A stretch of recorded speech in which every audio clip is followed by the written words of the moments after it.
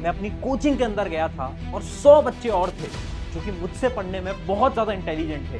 उस पहले दिन की एंग्जाइटी मुझे आज भी याद है, उस पहले दिन का डर मुझे आज भी याद है जब कोचिंग में सारे टीचर्स बड़ी तेज तेज पढ़ा रहे थे और उन बच्चों को समझ भी आ रहा था, जबकि मुझे ऐसा लग रहा था कि पता नहीं मैं कौन सी दुनिया में आ गया हूं, यहाँ पर तो सब इंटेलिजेंट हैं, ऐसे तो मैं इस एग्जाम को कभी क्लियर कर ही नहीं पाऊंगा। बट उसके 2 साल बाद जब एग्जाम का रिजल्ट आता है तो शॉकिंगली उस एग्जाम जो कि IIT JEE है, जो कि इंडिया का टफेस्ट एग्जाम होता है, उसके अंदर मेरा तो सिलेक्शन हुआ, बट मेरे बहुत सारे ऐसे दोस्त थे जो कि पहले से टॉपर्स थे, बट उनका ये एग्जाम क्लियर नहीं हो पाया। पता है क्यों नहीं हो पाया? क्योंकि उन्होंने कुछ गलतियां करी थी और वो गलतियां मैंने नहीं करी थी, जिस वजह से मेरा वो एग्जाम क्लियर हो पाया। सो हाय एवरीवन, मेरा नाम है Prashant, mentor of thousands of students. आज बात कर रहे हैं सभी क्लास 11th और 12th के स्टूडेंट्स के लिए। कुछ ऐसी गलतियां बताऊंगा ना जो कि मैंने अपने एक्सपीरियंस से सीखी। अभी मैंने आपको एक कहानी सुनाई ना, जो मेरी क्लास 11th की स्टोरी थी।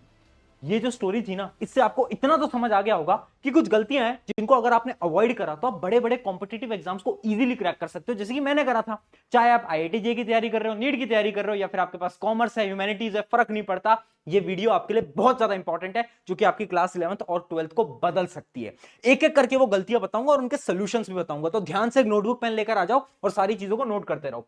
पहली जो गलती थी वो थी टू मच कॉम्पिटिशन। देखो, जब मैं 11th के अंदर आया था ना, तो मुझे डर तो लगा था, मुझे ऐसा भी महसूस हुआ था कि यार बच्चे तो बहुत इंटेलिजेंट हैं, मैं तो यहां पर टिक ही नहीं पाऊंगा, मेरा तो टेस्ट में मार्क्स भी अच्छे नहीं आते थे। बट मेरा ना माइंडसेट थोड़ा अलग था। मैं उस प्रकार का बच्चा था जिसको अपने से ज्यादा एक्सपेक्टेशंस नहीं थी। मुझे ऐसा नहीं लगता था कि मैं तो बहुत ही अच्छे मार्क्स ले आऊंगा। इससे फायदा क्या हुआ, जब भी मैं टेस्ट देता था तो मेरे मार्क्स कम आते थे, और जब मेरे मार्क्स कम आते थे ना तो मुझे उतना बुरा नहीं लगता था। क्यों? क्योंकि मुझे तो पहले से पता है ना, मैं तो एक एवरेज बच्चा हूं, मैं तो एक नॉर्मल बच्चा हूं, तो मुझे डर नहीं लगता था। जबकि वो जो कुछ बच्चे हैं ना, कुछ टॉपर बच्चे हैं ना, उनके साथ क्या प्रॉब्लम होती थी, तुम्हारे साथ भी प्रॉब्लम होती होगी। जैसे मान लो तुमने टेस्ट दिया, जैसे ही तुम्हारा टेस्ट हुआ, तुम्हारे इसके अंदर रैंक आती है, मार्क्स आते हैं, फिर तुम उस मार्क्स को देखते हो और घबराने लगते हो, तुम्हें डर लगने लगता है। अब वो जो डर है ना, वो बहुत बड़ी प्रॉब्लम है, क्योंकि वो डर मुझे कभी महसूस नहीं हुआ, बट मेरे बहुत सारे दोस्तों को महसूस हुआ। जिसकी वजह से क्या हुआ ना, उन्होंने आगे टेस्ट देना ही छोड़ दिया।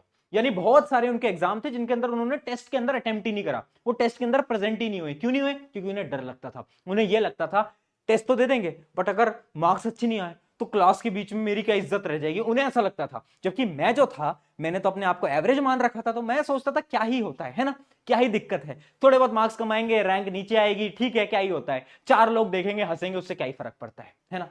अगर आपका मेरा जैसा माइंडसेट है तो आप एकदम सही पाथ पे हो। बट अगर आपका ऐसा माइंडसेट है ना कि आप टेस्ट के मार्क्स देख के आप डर जाते हो, डिप्रेस हो जाते हो, आपको बहुत ज्यादा डर लगने लगता है, देन आप गलत पाथ पे हो, आप बहुत बड़ी गलती करने जा रहे हो, और यही गलती आपको डुबा देगी। तो सोल्यूशन क्या है? पहली चीज, माइंडसेट को सही करो। मार्क्स कम आते हैं, कोई दिक्कत नहीं है। दूसरी चीज, तुम्हें ऐसा लगता है ना लोग देख रहे हैं, अरे मेरी इज्जत क्या रह जाएगी, अरे दोस्त बात को समझ। तुम अभी 11th-12th के अंदर हो, ठीक है, तुम्हारी रैंक आ रही है 100 बच्चों के बीच में, 200 के बीच में, मान लो कोई बड़े इंस्टीट्यूट के अंदर हो तो 1000, 2000, 5000, 10,000 के बीच में, उससे ज्यादा तो नहीं आ रही। यानी आपकी रैंक केवल और केवल 10,000 बच्चों को पता है। दुनिया में लोग कितने हैं?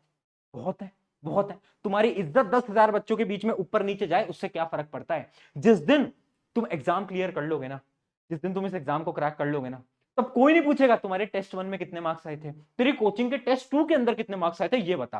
तुमसे बस इतना पूछा जाएगा, तेरे एग्जाम क्लियर हुआ था, नहीं हुआ था, या फिर तेरी परसेंटेज कितनी आई थी, बस इतना पूछा जाएगा। तो पहली चीज, ये जो टू मच कंपटीशन तुम बोलते रहते हो ना, इस माइंडसेट से बाहर निकलो।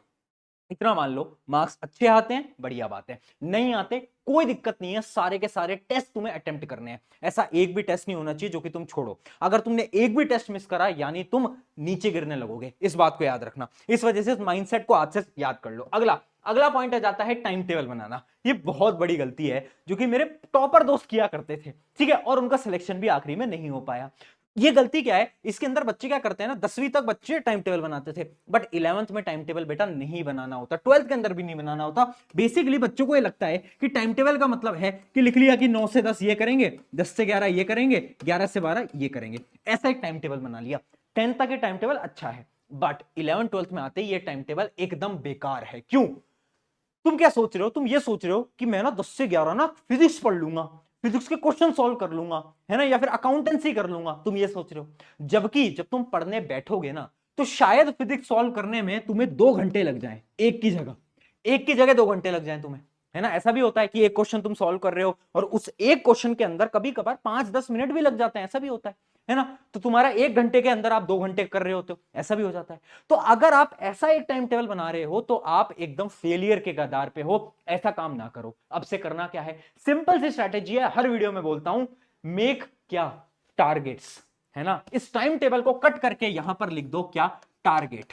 ठीक है, अब से हमें क्या बनाना है, अब से हमें टारगेट बनाने हैं। कैसे टारगेट बनाने हैं भैया, थोड़ा आइडिया दे दो। देखो, अब तुम्हें बस तुम्हें डेली ये लिखना है कि आज मुझे क्या करना है। और याद रखना, टारगेट हमेशा कम रखना, टारगेट कभी भी ज्यादा मत रखना। अगर तुमने टारगेट ज्यादा रखे कभी भी अचीव नहीं कर पाओगे, कम टारगेट्स रखो। जैसे कि ये मेरी नोटबुक है, इसके अंदर मैंने टारगेट लिख लिया। पहला टारगेट है मेरा यार फिजिक्स मुझे आज पढ़नी है, दूसरा टारगेट है मेरे केमिस्ट्री का एक चैप्टर का मुझे रिवीजन करना है, बस इतना ही टारगेट रखो, ज्यादा टारगेट मत रखो। जितना आप ज्यादा टारगेट रखोगे उतना कम चांसेस होंगे उसे अचीव करने की। और जब आपसे वो अचीव नहीं हो पाएगा तो आपका दिमाग आपको बोलेगा, अरे यार तू तो कितना बेवकूफ है, तुझसे तो अचीव ही नहीं हो पाया, और तुम इस टारगेट को बनाना ही बंद कर दोगे अगले दिन से। होता है ना, होता है ना। इस वजह से कम से शुरुआत करो, शुरू में कम टारगेट दो, बाद में ज्यादा दे देना, 2-3 दिन में और ज्यादा दे देना, 10-15 दिन में और ज्यादा दे देना, इंक्रीज करो। बट शुरुआत में 1-2 टॉपिक्स दो, बस इतना टारगेट हमें रखना है। चलिए, अगली जो गलती है वो क्या है, फॉलोइंग टू मच बुक्स। या फिर इसको मैं एक और भाषा में आपको समझाता हूं। मेरा एक बहुत अच्छा मित्र था, है ना, उसका भी सिलेक्शन नहीं हो पाया, है ना। बट उसकी ना एक बहुत बेकार आदत थी। 10th तक क्या होता है ना, बच्चे टीचर को कुछ भी नहीं समझते कि अरे 10वीं तो पढ़ा रहा है, इसको कितना ही आता होगा, ठीक है।